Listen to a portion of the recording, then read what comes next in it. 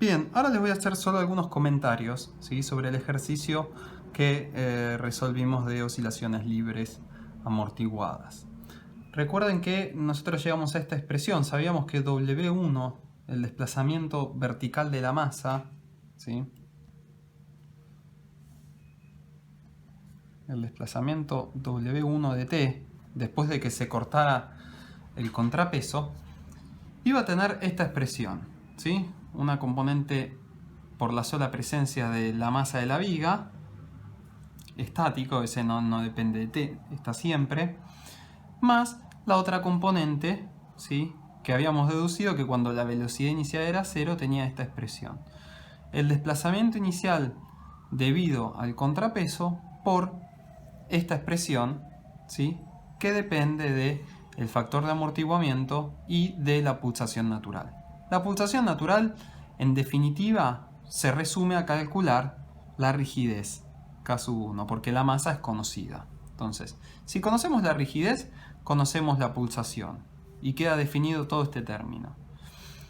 Después nos faltaba conocer W0 de Q y W estático de la masa. En realidad, una vez que calculamos o la rigidez o W0 de Q o W estático de la masa, las otras incógnitas quedan automáticamente definidas. ¿Por qué? Porque, ¿qué significa W estático de la masa? W estático de la masa no es otra cosa que tomar nuestra estructura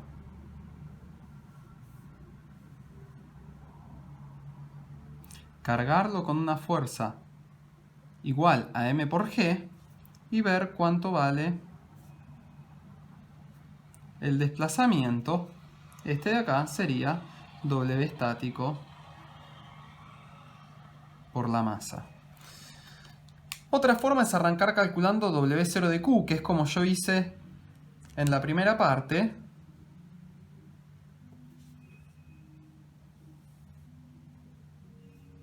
Es decir, cargo con una fuerza Q el peso estático del contrapeso y me fijo cuánto vale la flecha en coincidencia de Q. Esto sería W0 de Q. Y calcular la rigidez, ¿qué significa? Significa imponer un vínculo, que en definitiva no es otra cosa que una fuerza, ¿sí?, esa es la rigidez K1, tal que el desplazamiento valga 1. ¿Sí? ¿Lo ven? En definitiva, uno puede arrancar por cualquiera de los tres, pero lo que estamos haciendo en los tres casos es vincular una fuerza con un desplazamiento, ¿sí? Recuerden, en definitiva, todo el problema, no hace falta resolver la estructura 3 veces. Una vez que resuelven alguno de los tres, el otro queda automáticamente definido. Todo el problema se resume, en cierto modo, a vincular una fuerza con su desplazamiento delta. Recordemos, justamente la definición de rigidez es como esta constante del resorte, en cierto modo, ¿sí?, para hacer un paralelismo. Entonces, en este caso, la fuerza era m por g y eso era igual a la rigidez por W estático debido a la masa. Si arrancábamos de este modo, Q era igual a K1 por W0 de Q. ¿Sí? Estoy reescribiendo de esta forma este problema. La fuerza es igual a la rigidez de la viga en esa coordenada por W0 de Q. Y en el caso de la rigidez, justamente K1, la fuerza necesaria para producir un desplazamiento unitario es justamente la rigidez. Entonces, recuerden que mg es conocido, igual que Q.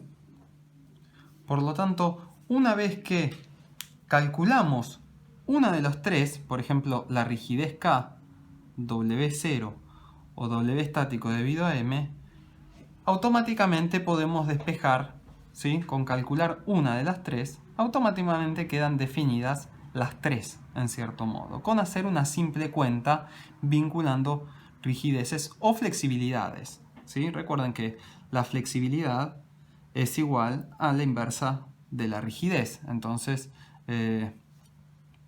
este mismo razonamiento lo podemos hacer pensando en flexibilidades. Pero el problema se reduce a encontrar una relación entre fuerzas y desplazamientos.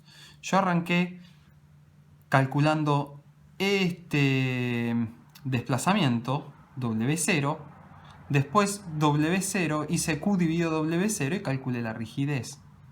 Una vez que tengo la rigidez, tengo definida la frecuencia natural y automáticamente tengo definido el desplazamiento estático para la masa. Si alguien hubiese querido arrancar calculando directamente la rigidez, es posible que hayan arrancado resolviendo esta estructura, ¿sí? Donde la causa deformante era un sedimento de vínculo unitario. Por eso digo que este ejercicio hay distintas formas de encararlo, pero en definitiva lo que uno hace en cualquiera de los casos es lo mismo, ¿sí? Es vincular fuerzas y desplazamientos en la coordenada dinámica. Y el segundo y último comentario sobre este ejercicio que nos quedaba pendiente era cómo calcular, por ejemplo, el momento en el empotramiento. ¿Sí? Acá tenemos un momento en el empotramiento, que va a ser función del tiempo, ¿sí? Es decir, esta masa sufre un desplazamiento W1 de t, que lo calculamos, ya conocemos la función. Y en definitiva, una vez que nosotros calculamos la función, nos puede interesar conocer la solicitación en algún punto, por ejemplo, para dimensionar este empotramiento. Entonces, ¿cómo hacemos para calcular el momento en el empotramiento? Fíjense, de vuelta, hay distintas formas de encararlo, depende qué es lo que uno haya comenzado a calcular de estas tres variables, ¿sí? Uno pudo haber arrancado con la rigidez, uno pudo arrancar calculando una flexibilidad, pero en definitiva, fíjense qué sencillo se vuelve el problema una vez que ya tenemos resuelta la estructura. Nosotros habíamos resuelto, ¿sí?, esta estructura para una carga Q. Y sabíamos que el diagrama de momentos para esa carga Q, acá valía 3Q por L sobre 16, acá valía 5 sobre 32Q por L. Y sabíamos que la deformación por esta carga Q sub 0 era W0 de Q, y eso tenía una expresión que era 7 sobre 768 Q por L cubo sobre E por I.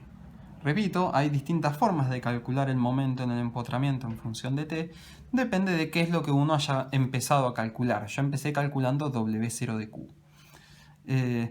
¿Cómo hago para calcular el momento en el empotramiento? Bien, lo más fácil para mí es, primero divido todo el problema por Q, ¿sí? Si divido todo por Q, esto lo divido por Q, esto lo divido por Q, esto va a quedar dividido por Q, y esto queda dividido por Q. Entonces fíjense, en definitiva acá queda aplicada Q sobre Q, queda aplicada una fuerza más 1. Acá sí podemos simplificar Q con esa Q que estaba dividiendo, acá Q se va y Q se va. Es decir, si yo pongo una fuerza más 1 ahí, la flecha, habíamos dicho, se transforma en la flexibilidad. Y tenemos este diagrama para una fuerza unitaria.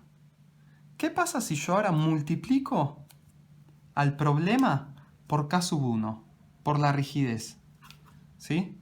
Acá me queda la fuerza necesaria para producir un sedimento unitario, ¿sí? Ahora, este sedimento, fíjense, queda de valor unitario. De vuelta, si conozco la flexibilidad, la rigidez queda automáticamente definida. Acá pongo la rigidez. Ahora, el desplazamiento que tengo acá vale 1, ¿sí? Porque saben que la flexibilidad por K sub 1 vale 1, justamente porque una es la inversa de la otra. Y el diagrama de momentos asociado a esta estructura no es otro que esto mismo multiplicado por la rigidez K sub 1. Entonces, ¿cuánto vale acá el momento? Vale 3 por L por K sub 1 sobre 16. Y esto vale 5 sobre 32 L por K sub 1. Y ya estamos a un paso muy cerca de conseguir el momento en el empotramiento en función de t.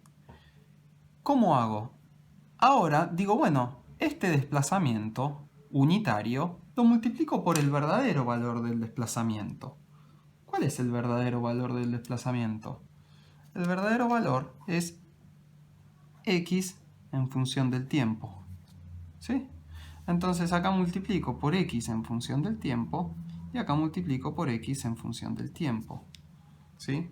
En este diagrama, este momento, si nos agarramos a la terna que usamos en la cátedra, esto es positivo y esto es negativo. Entonces, directamente, este es el momento en el empotramiento en función de t. Momento en el empotramiento en función de t es igual a 3 sobre 16 por L por K sub 1 por x de t. Recordemos, x de t ya la tenemos calculada y con esto podemos calcular una solicitación, por ejemplo, en este caso, el momento en el empotramiento. Bueno, y ahora finalmente les voy a mostrar, ¿sí?, cómo queda la función momento en el empotramiento. ¿Sí? Recordemos que tenía esta expresión. Hago una corrección, ¿sí? Recién en el papel había que poner un menos porque dijimos que el momento en el empotramiento era negativo. Y cuando puse x de t, ¿sí?, me refería a w de t. También si el desplazamiento en conciencia de la masa. Hechas esas correcciones, ¿sí?, acá tenemos la rigidez, la longitud, y entonces habíamos dicho que el momento era menos 3 sobre 16 por L por la rigidez por w de t. ¿Sí? Y acá, como ven, tenemos el momento en el empotramiento. ¿Sí? Vemos que el momento en el empotramiento en el instante 0 vale aproximadamente 167 kN. Cuando se corta el contrapeso, comienza el movimiento armónico. Vemos que incluso hay una reversión de signo, ¿sí?, al comienzo. Y después comienza a ondular hasta que esto se estabiliza en un momento en el empotramiento, aproximadamente en 10 segundos, de menos 73 kN, ¿sí?, que es el momento únicamente después por la presencia de la masa estática en el centro de la viga.